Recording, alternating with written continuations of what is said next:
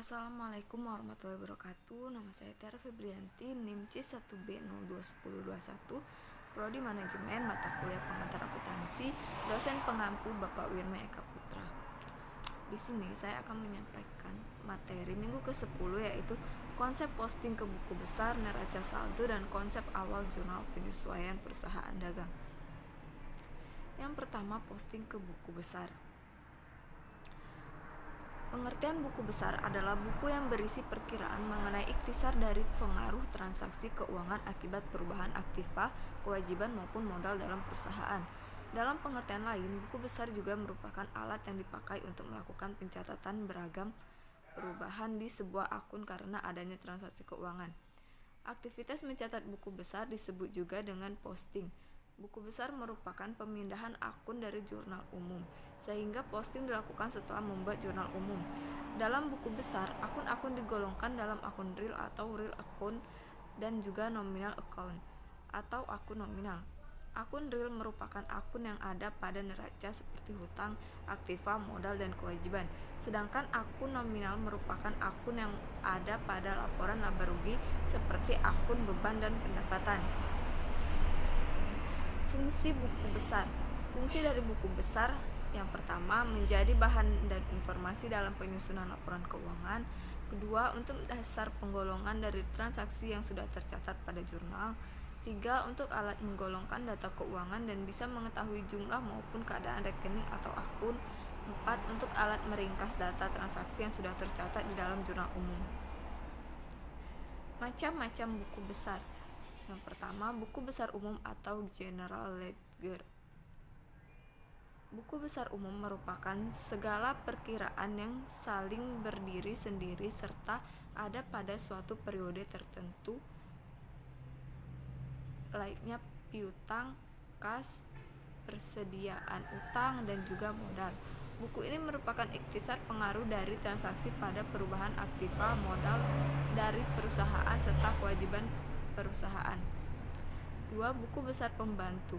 Buku besar pembantu kerap disebut sebagai buku tambahan. Di dalamnya ada rekening-rekening secara khusus mencatat tentang piutang serta utang usaha dengan detail. Terdapat dua jenis buku besar pembantu yang meliputi buku besar pembantu piutang usaha. Buku ini kerap disebut dengan buku piutang khusus yang merinci langganan kredit di mana lokasi, berapa jumlah transaksi, serta pada siapa saja perusahaan melakukan transaksi penjualan dengan cara kredit. 2. Buku besar pembantu utang. Buku ini kerap disebut dengan buku utang, yang dimana di dalamnya khusus mencatat tentang tiap pemasok dengan rinci, termasuk di dalamnya mencatat siapa pemasok yang memberi pinjaman kredit serta jumlah utangnya sekaligus. Selanjutnya, buku besar kreditor atau creditors ledger. Jenis buku besar yang satu ini hanya mengumpulkan informasi dari satu jurnal saja, yaitu pembelian. Tujuan adanya creditor ledger supaya bisa memberi pengetahuan mengenai pada pemasok mana perusahaan berhutang uang serta jumlahnya. Selanjutnya, buku besar debitur. Cukup berbeda dengan buku besar umum, buku besar debitur ini hanya bisa mengumpulkan informasi dari jurnal penjualan saja. Tujuannya supaya bisa memberi pengetahuan mengenai pelanggan yang berutang dalam bisnis serta jumlahnya berapa. Bentuk-bentuk buku besar. Yang pertama, buku besar berbentuk T. Bentuk buku besar ini adalah yang paling sederhana serta paling kerap digunakan. Buku besar jenis ini digunakan untuk keperluan analisis transaksi serta untuk menjelaskan mekanisme penggunaan akun. 2. Buku besar bentuk skontro. Bentuk selanjutnya adalah skontro, yang mana buku besar ini berbentuk dua kolom. Buku skontro merupakan bentuk T yang sudah lebih lengkap lagi. Buku besar berbentuk stafel. Buku besar ini memiliki bentuk halaman serta mempunyai Lajur saldo.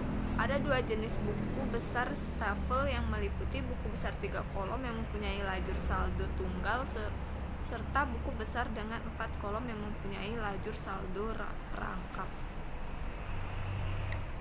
Cara posting dari jurnal ke buku besar. Pertama, Anda terlebih dahulu memindahkan tanggal kejadian pada jurnal umum dalam tanggal yang ada pada buku besar. Kedua, pindahkan juga jumlah debit dan juga kredit dalam kolom debit dan kredit dalam buku besar. Selanjutnya, masukkan nomor halaman dalam jurnal pada kolom referensi dalam buku besar. Terakhir, pindahkan penjelasan dan keterangan singkat dalam jurnal umum dalam buku besar. Materi selanjutnya, neraca saldo perusahaan dagang. Nah, neraca saldo adalah daftar yang berisi seluruh jenis nama akun beserta saldo total dari setiap akun yang disusun secara sistematis sesuai dengan kode akun yang bersumber dari buku besar perusahaan pada periode tertentu. Neraca saldo juga berupa worksheet pembukuan di mana saldo semua buku besar yang dikomplikasikan ke dalam kolom debit atau kredit. Manfaat dari penyusunan neraca saldo adalah: yang pertama, memudahkan melakukan pengecekan terhadap kebenaran buku besar yang telah dibuat. 2. Penyusunan neraca saldo bermanfaat sebagai sumber pembuatan kertas kerja dan sebagai dasar penyusunan laporan keuangan perusahaan. Cara membuat neraca saldo. Ada 2 metode yang bisa kamu gunakan untuk membuat neraca saldo, diantaranya 1. Total method. Pada metode ini, kamu memindahkan debit atau kredit dari akun buku besar, jadi total debit ditempatkan di kolom kredit, sedangkan kredit ditempatkan di kolom debit. Setelah itu, kamu pindahkan kedua kolom dari akun buku besar ke neraca saldo. Jangan lupa kedua jumlah saldo harus seimbang. 2. Balance method. Metode balance ini cuma menampilkan saldo dari semua akun transaksi buku besar. Untuk langkah membuatnya sebagai berikut. Yang pertama, mencatat semua transaksi keuangan ke dalam jurnal, lalu melakukan posting di buku besar. Jangan lupa siapkan neraca saldo untuk memverifikasi total debit atau kredit. Untuk menyiapkan neraca saldo, kamu membutuhkan saldo akhir dari semua akun buku besar dan khas. Jadi, semua akun buku besar totalnya harus seimbang. Selanjutnya, siapkan lembar kerja yang terdiri dari 3 kolom, nama akun, debit, kredit, dan isi nama akun serta saldo. Selanjutnya, jumlahkan debit dan kredit keduanya harus seimbang. Setelah kamu bandingkan dan hasilnya sama, maka neraca saldo ditutup. Jika hasilnya tidak seimbang, maka kamu harus temukan kesalahan dan memperbaikinya.